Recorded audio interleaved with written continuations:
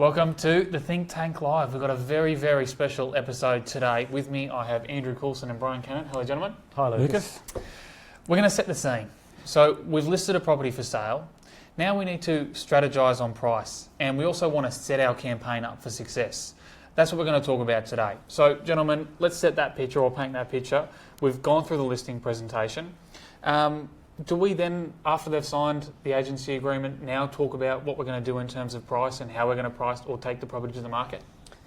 I think if you've taken the best of an hour, maybe 2 hours to go through your listing presentation, you've won the business, you've done a fair bit of talking, they're probably starting to get a little bit drained by now, and I think you're best to finish the conversation at that stage and do your strategy meeting a little bit later on, rather than giving them an overload too early on that day. Yeah, look, the market, we know it's changed, and I think the time where we could do that a couple of months ago was okay, but now we've got to change our strategies, and I think we've got to break the meeting into two. Yeah, and it's an important decision that an owner's making when they finally get to pick an agent, and then to be able to absorb more information or strategise at that point may be difficult. So what time frame do you think might be a good period to be actually then sit down again, spend another hour with the owner? What do you think how long should we wait? Well, certainly after the cooling off period. There's a good start. Don't bank your money just yet. So that's 24 hours, so 48 to 56 hours, somewhere in that period 2 to 3 days, where they're still in the emotional high. Yep. You've prefaced at your listing presentation the fact that you want to get back together again. Yep. You've got some information that you want to go through. Hopefully their expectations are still high, and you've got some valuable information that you want to go through with them at that next meeting. You're at a high trust level when they choose you. You're going to keep that trust level when you have this meeting. Okay. And we're going to cover, you generally what we call a set to sale meeting. You're going to have a number of topics that you're going to cover, two of which that we're going to focus on today is going to be your communication plan and pricing strategy. So if we spoke about pricing strategy first, what options do we have onto the table? Firstly, we want to make sure that our pricing strategy is designed to attract buyers' interest to the property. So that's why we've got to make sure that we spend time on this pricing strategy to make sure we get it right to get the activity. If we don't have the activity, we can't make better decisions. So we've got three options basically based on what sort of marketing are we doing. Are we doing private treaty? Are we doing no price marketing? Or are we doing an auction listing? And will be dictated in what we say or how we strategise around those marketing methods. Okay, so private treaty, there's a part in the agency agreement that says at what price is the property to be offered. So if the owner instructs you to offer that at a price, well, that's the pricing strategy, I suppose.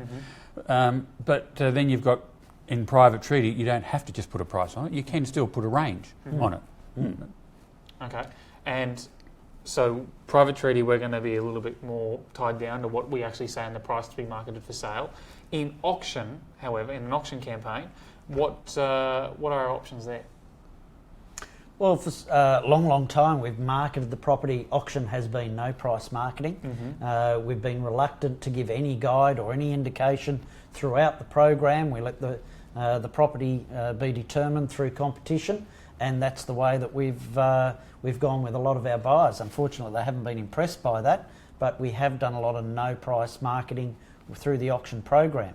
I think now we've got to look at some alternatives. The pricing strategy also will be decided on by your area.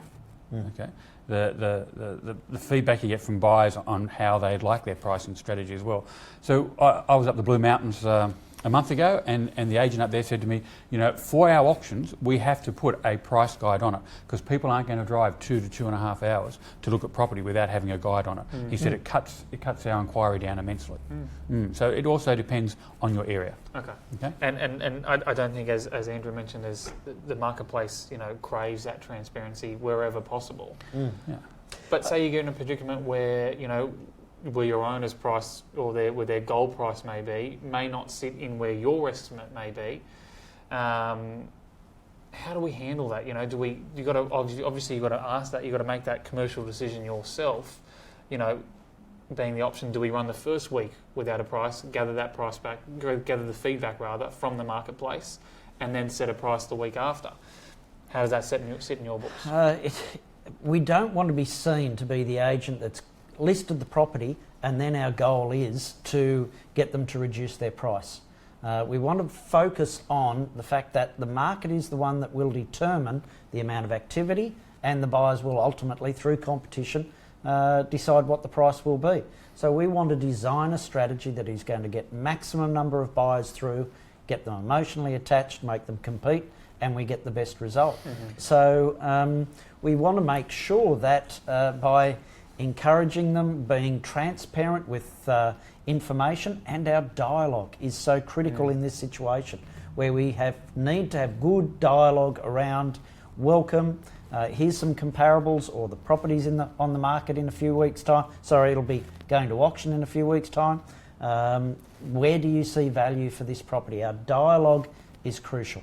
Yeah, coming back to the point was, if your owner's optimistic at this stage, and you're going to have to quote a price that could be more than what the market's thinking, then you're heading down an avenue for disaster, aren't you, really? And not making a sale. So you're going to have to make some decisions here. The decision is my pricing that I'm going to have out there in where we think the marketplace is going to be acceptable. If it's going to be too high, then I'm going to maybe cop the brunt for the first week and say I'm not putting a price on to get the feedback from the buyers to be able to talk to my owners at the strategy meeting. So, you know, if you're putting one out there too high, I think your recipe there is going to be a disaster. So sometimes you have to say, well, the first week I'm just going to have my dialogue right and say, look, the property is going to auction.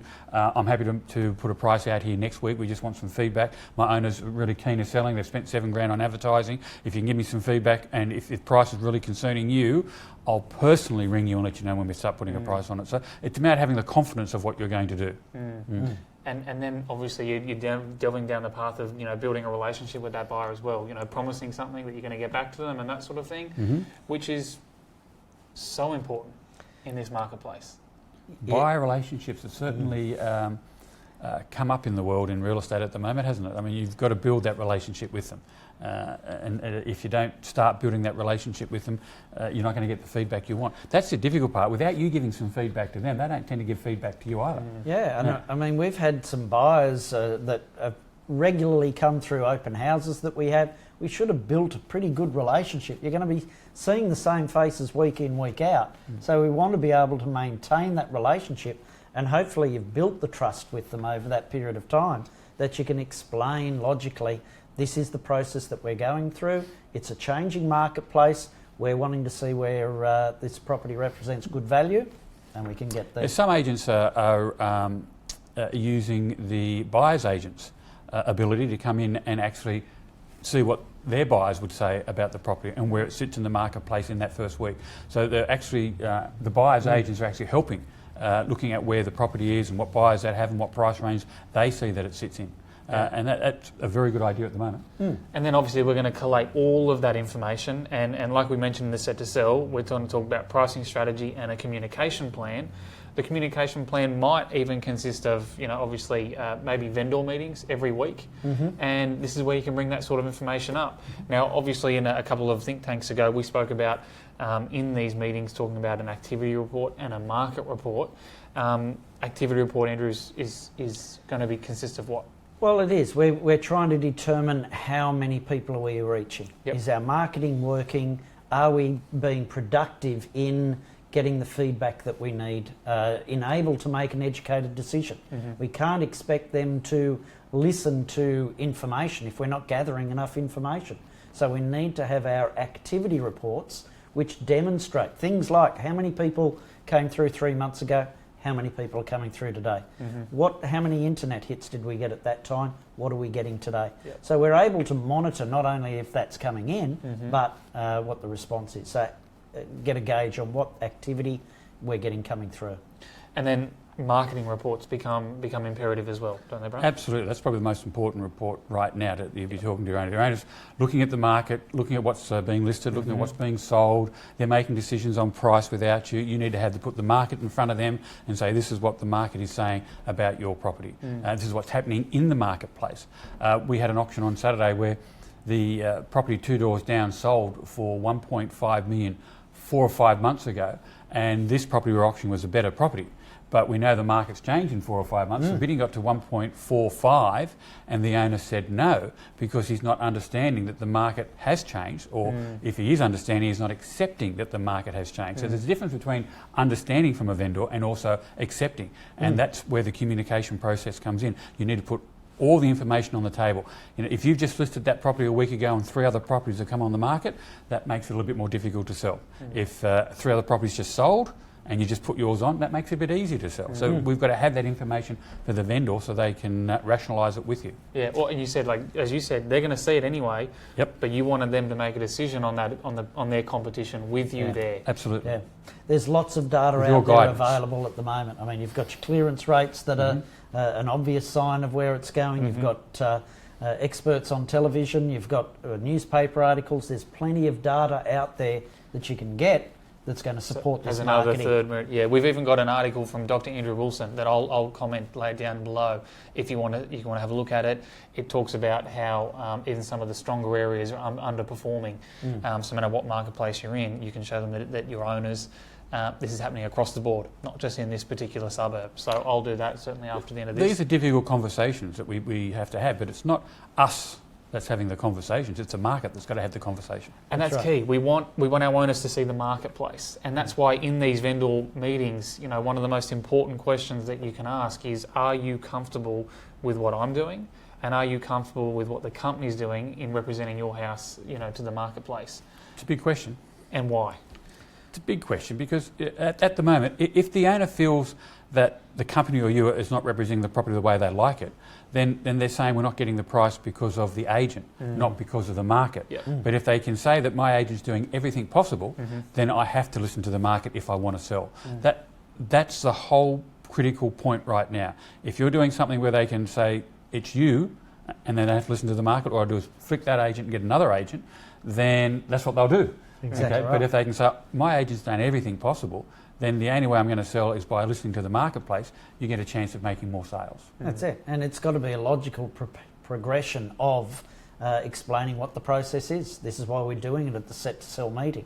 So as we go through 2 weeks, 3 weeks into the program, and it's all starting to take place, and they're seeing what's going on, they're saying, well, remember back 3 weeks ago at our Set to Sell meeting, we discussed this, and they've got all the information. Yeah. They can't blame the messenger. They've got to blame the message. Yeah, and like you said, you want them to think logically here, not the fact that you didn't put 1 pointer out on the second week, you know, or whatever it may be. Listen, all those things, you want to put them all aside because you want them to be comfortable with what we're doing so they can see what the market's actually doing, and then they can make an educated decision. But they've also got to see, and this is really important, they've got to see, okay, we're hearing about the market, but what are you doing to make sure I get the best out of the market? And we've got to have our skills, our tactics and our dialogues spot on so we can show them we are getting the best out of the market. It's very important. Yeah. It all becomes, I mean, we do this at our strategy meeting, our Set to Sell meeting, where we're talking about what pricing, what sort of things are we going to say at the opens, how are we going to deal with offers and those sorts of things. We've got to keep continuing that dialogue all the way through the listing program. But this is mainly about setting it up and getting the strategy set up correctly at the start. No doubt. So once we've listed the property, you wait the 48, 72 hours, whatever it may be, have this set to sell meeting, organise your communication plan and your pricing strategy from the outset. You make that commercial decision of what you think is going to the best position to set or take the property to the market, whether it is no price with the price or if it's private treaty, whatever your owner has set for sale.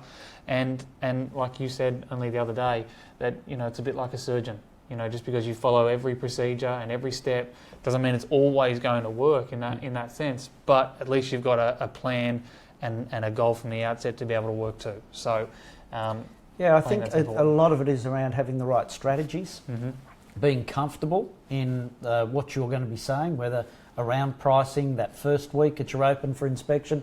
If you're not confident in what you're going to be saying, it's going to be very, very difficult to convince the owners at that Set to Sell meeting that you're leading them on the right track. So a lot of practice around those strategies is important at the moment. Dialogue as well. Yep. So we hope that helps everyone out there. On behalf of Andrew, Brian and myself, we look forward to seeing you in a couple of weeks' time.